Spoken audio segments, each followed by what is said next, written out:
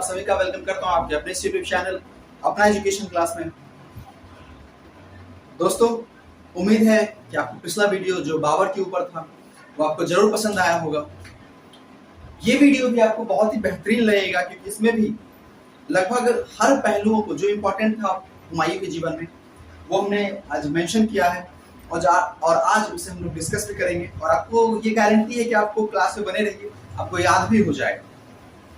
बस आपसे इतना ही रिक्वेस्ट है कि आप लोग प्लीज इस चैनल को शेयर करें, सब्सक्राइब करें, लाइक करें।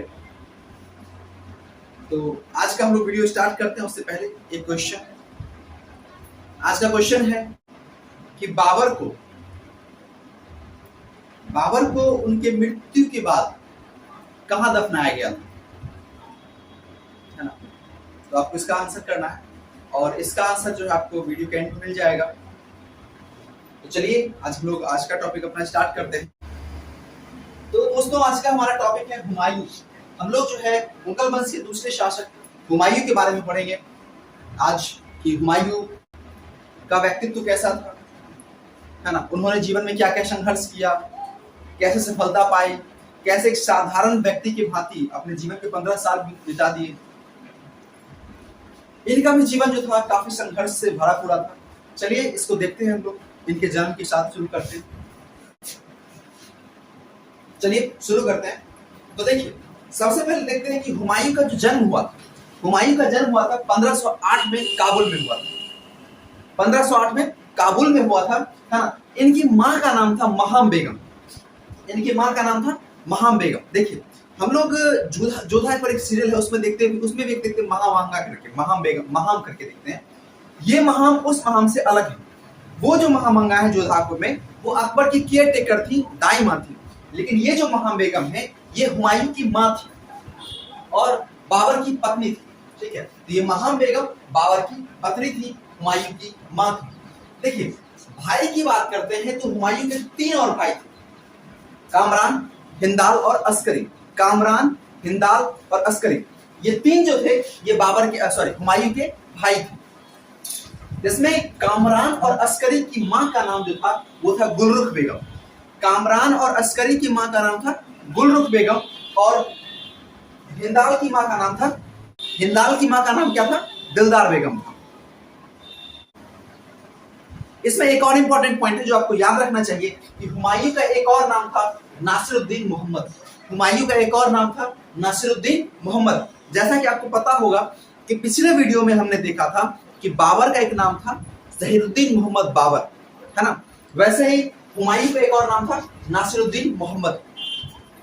तो हुमायूं का एक और नाम क्या था? नासिरुद्दीन मोहम्मद नाम था। चलिए, अब होता क्या है, जब तक पिता जीवित थे तब तक चारों भाई को एक छोटा छोटा प्रांत मिला था देखभाल करने के लिए।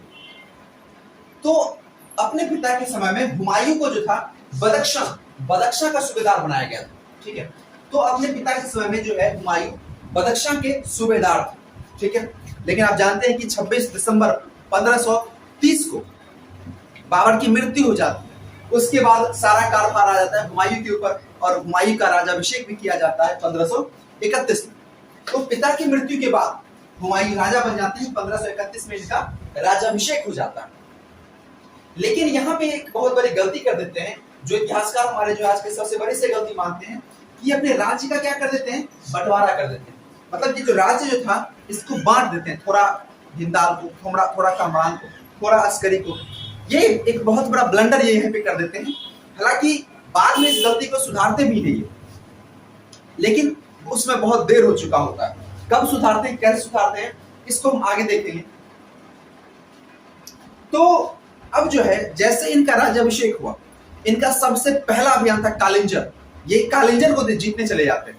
ठीक है, तो 1531 में जैसे इनका राज्याभिषेक होता है, इनका पहला अभियान था कालिंजर। 1531 का इनका पहला अभियान था। 1531 में कालिंजर अभियान की ओर जाते हैं और उस समय वहां के राजा थे रुद्रदेव। तो उस समय कालिंजर के राजा थे रुद्रदेव, है ना?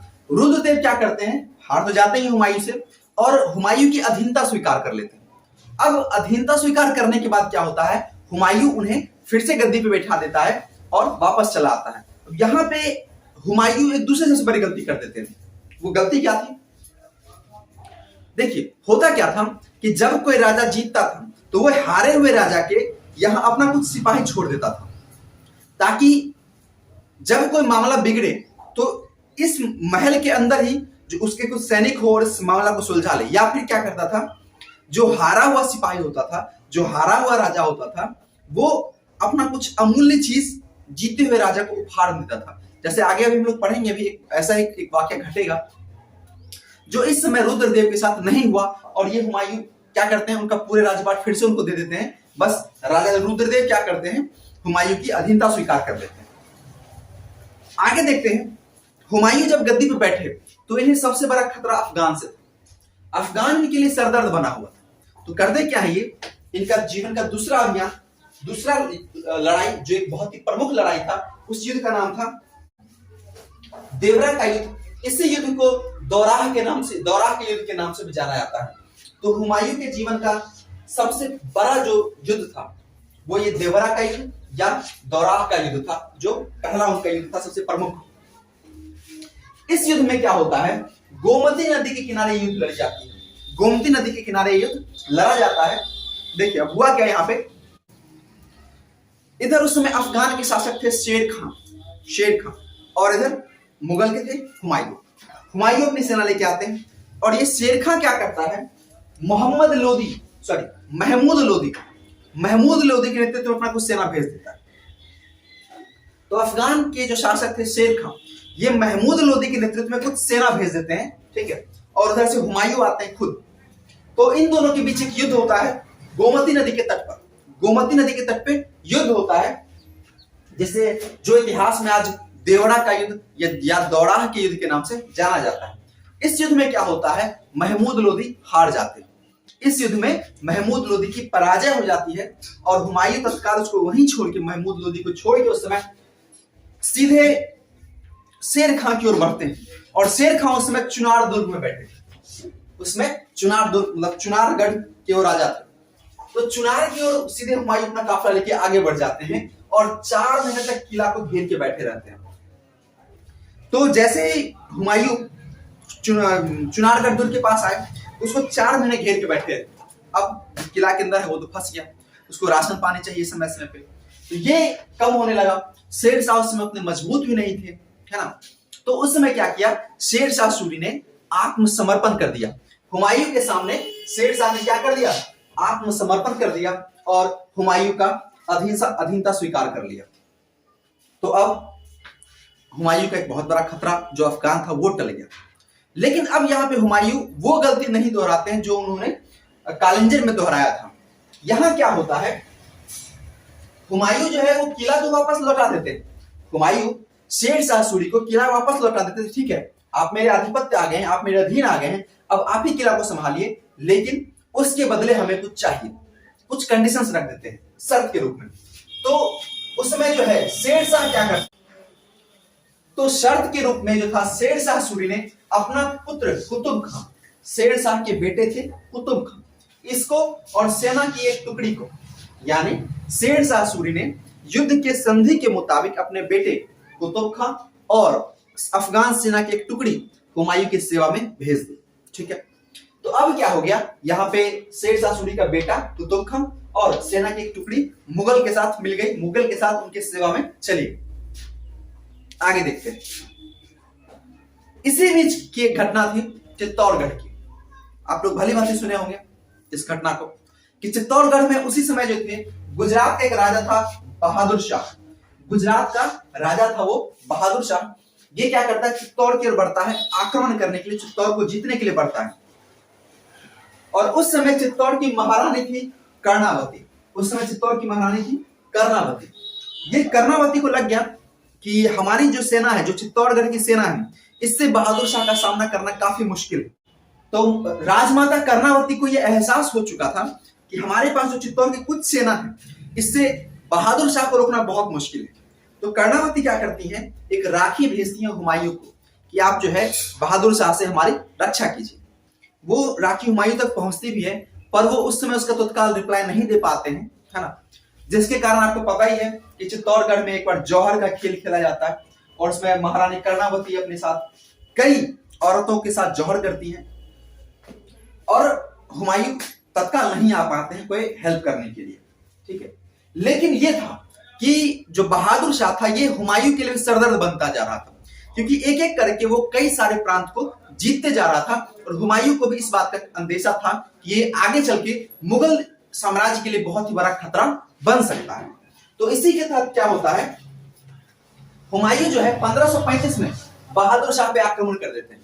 हुमायूं 1535 में बहादुर शाह पे आक्रमण करते हैं और ये जो आक्रमण, ये जो युद्ध हुआ था ये मंदसौर में हुआ था, ठीक है। तो ये युद्ध जो हुआ था हुमायूं और बहादुर शाह के बीच, ये मंदसौर में हुआ था 1535 में।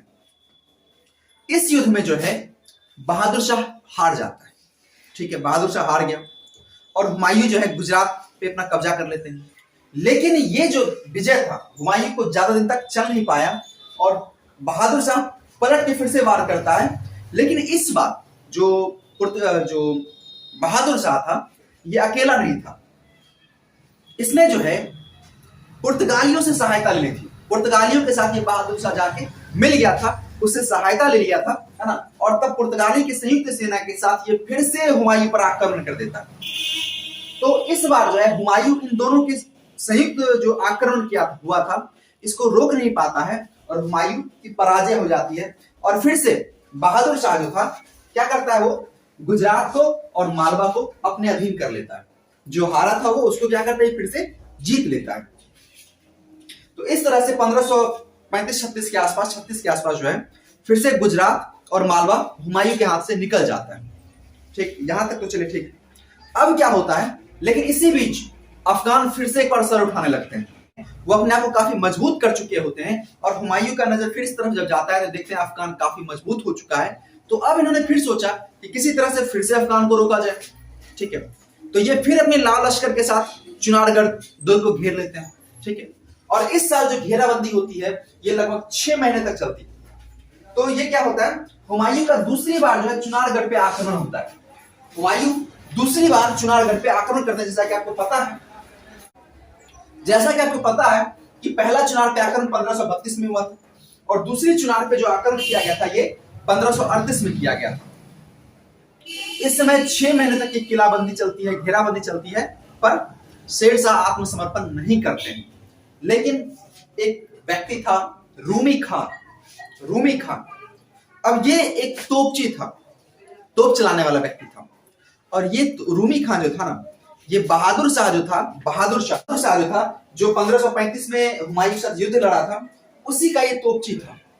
जो 1535 का युद्ध जब बहादुर शाह हार गया था तो ये तोपची जो है हुमायूं से मिल गया था। ये रूमी खान जो तोपची था ये हुमायूं से मिल जाता है और ये बहुत ही बड़ा कूटनीतिज्ञ भी था, है ना। तो ये कूटनीतिक चाल से क्या करता है, किला को जीत लेता है और फिर से जो है चुनारगढ़ के किला पे हुमायूं का आधिपत्य हो जाता है, ठीक है। अब होता क्या है कि चुनारगढ़ के किला को जीतने के तुरंत बाद हुमायूं वहां से बंगाल की ओर रुख करते हैं। अपनी सेना को लेके वो बंगाल की तरफ मुड़ जाते हैं, है ना। और बंगाल जाते हैं, बंगाल पे आक्रमण करते हैं और बंगाल को जीत के जब वो लौट रहे होते हैं तभी रास्ते में चौसा नामक स्थान पे क्या होता है ना। तो जैसे ही लौट रहे होते हैं तो चौसा नामक स्थान पे 1539 में चौसा नामक स्थान पे कर्मनाशा नदी के किनारे, ठीक है। तो कर्मनाशा नदी के तट पे चौसा नामक जगह के किनारे चौसा का युद्ध होता है। तो इस बात को आप याद रखेंगे, ये चौसा का युद्ध जो हुआ था ये कर्मनाशा नदी के किनारे हुआ था। देवड़ा का युद्ध गोमती नदी के किनारे हुआ था। इस बात को आप याद रखेंगे। अब यहां से क्या होता है, हुमायूं के बुरे दिन स्टार्ट हो जाते हैं। यहां क्या होता है, इस युद्ध में हुमायूं बुरी तरह से पराजित हो जाते हैं। और एक वक्त तो ऐसा आया था कि जब लग रहा था कि हुमायूं की मृत्यु भी हो जाएगी, तो एक व्यक्ति जो है उसका नाम था निजाम नामक व्यक्ति क्या करता है, हुमायूं को उस युद्ध से निकाल ले जाता है और हुमायूं की जान बचा लेता है, ठीक है।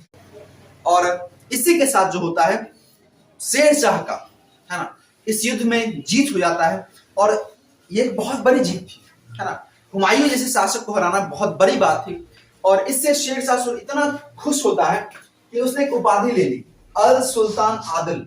अल सुल्तान आदिल या शेरशाह। ये शेर खां अब शेरशाह बन जाता है, ये उपाधि लेता है। ठीक है, तो कौन सी उपाधि लेता है? अल सुल्तान आदिल की उपाधि लेता है या शेरशाह की उपाधि लेता है। ठीक है, इसी को शेरशाह कहा गया। और अपने ये जो सिक्का भी चलवाता है, उसके बाद उस विजय के उपलक्ष्य में ये सिक्का भी चलाता है ना, रुपया जो चलाता है। उसके बाद खुतबा भी पढ़वाया, अपने नाम का खुतबा पढ़वाया। खुतबा मतलब होता था कि प्रशंसा के पत्र, मतलब एक ऐसा भाषण जिसमें शेरशाह का बहुत तारीफ किया गया, है ना, तो प्रशंसा वाला कह सकते हैं भाषण, है ना, ये भी लोग से पढ़वाया ये। ठीक है, इसके बाद एक निर्णायक युद्ध हुआ। इस युद्ध का नाम दिया गया, इतिहासकार इसे कहते हैं बिलग्राम का युद्ध या कन्नौज का युद्ध। यह युद्ध 17 मई 1540 को लड़ा गया था कन्नौज में। ठीक है, और इसमें शेरशाह विजयी रहता है इसमें भी, और आसानी से वो दिल्ली पे क्या करता है, अपना आधिपत्य जमा लेता है। तो ये देखिए हम, तो वैसे एक बार आपको क्विक रिवीजन करा दे रहा हूं कि हुमायूं का जन्म जो था 1508 में हुआ था, काबुल में हुआ था। इसके 4 भाई था, 3 भाई थे टोटल, ये 4 भाई टोटल, 3 एक्स्ट्रा भाई, कामरान, हिंदाल, अस्करी और खुद एक हुमायूं। ठीक है, अब इनका एक नाम था नासिरुद्दीन मोहम्मद। इनके पिता जो थे, अपने पिता के समय ये बदख्शां के सूबेदार थे। पिता की मृत्यु के बाद 1531 में इनका राजाभिषेक होता है ना, और इन्होंने अपना पहला आक्रमण कालिंजर पे 1531 में किया, है ना। और उस समय वहां के राजा कौन थे? तो वहां के राजा थे रुद्रदेव। इसका दूसरा अभियान था देवड़ा का युद्ध। ठीक है, उस युद्ध का नेतृत्व किया था महमूद लोदी ने, लेकिन वो हार गया। उसके बाद जो है हुमायूं अपना डायरेक्शन मोड़ते हैं, चुनार दुर्ग पे आक्रमण करते हैं और वहां पे जो है शेरशाह आत्मसमर्पण कर देता है और शर्त, चूंकि हार की संधि हुई थी तो संधि के अनुसार अपने बेटे कुतुब खान और सेना की एक टुकड़ी हुमायूं की सेवा में भेज देता है। इसी के समय जो राजमाता कर्णावती भी अपना राखी भेजती है हुमायूं से रक्षा के, लेकिन हुमायूं नहीं पहुंच पाता है। लेकिन बाद में वो फिर से गुजरात के राजा बहादुर शाह से युद्ध करता है। बहादुर शाह हार भी जाता है इस युद्ध में, लेकिन फिर से बहादुर शाह पुर्तगालियों की सेना के साथ मिलकर हुमायूं को हरा देता है। ठीक है, इसके बाद फिर क्या करता है, हुमायूं दूसरी बार चुनार पे आक्रमण करता है, उसको जीत भी लेता है। तो उस जीत के बाद फिर वो बंगाल पे आक्रमण करता है, वो भी जीत लेता है। और जब बंगाल अभियान से लौट रहा था तभी शेरशाह सूरी बीच रास्ते में ही उस पर आक्रमण कर देता है, जो चौसा युद्ध के नाम से जाना गया, है ना, जो एक कर्मनाशा नदी के किनारे लड़ा गया था। ठीक है, इस युद्ध में विजय के कारण शेरशाह सूरी ने क्या किया, अपने नाम के सिक्के, ये सिक्का चलवाया, उसके बाद खुतबा पढ़वाया, शेरशाह की उपाधि भी धारण कर ली। और हुमायूं का शेरशाह के साथ अंतिम युद्ध जो हुआ था बिलग्राम या कन्नौज का युद्ध हुआ था 1540 में, कन्नौज नामक जगह के आसपास लड़ा गया था। इसे फिर शेरशाह भी जीत जाते हैं और दिल्ली पे और आगरा पे अपना आधिपत्य जमा लेते हैं। तो यहां तक तो वो भाग था जहां पे राजा के रूप में थे। अब हम लोग आगे देखेंगे कि जब अब तो इनसे राज्य छिन गया, इस युद्ध में पराजय के साथ ही इनका राज्य इनसे छिन गया और ये घुमक्कर की भांति अपना जीवन स्टार्ट करेंगे। तो अब हम लोग देखते हैं कि घुमक्कर की जीवन ये कैसे बिताते हैं और फिर से ये अपना राज्य को कैसे पाते हैं। चलिए उसको देखते हैं।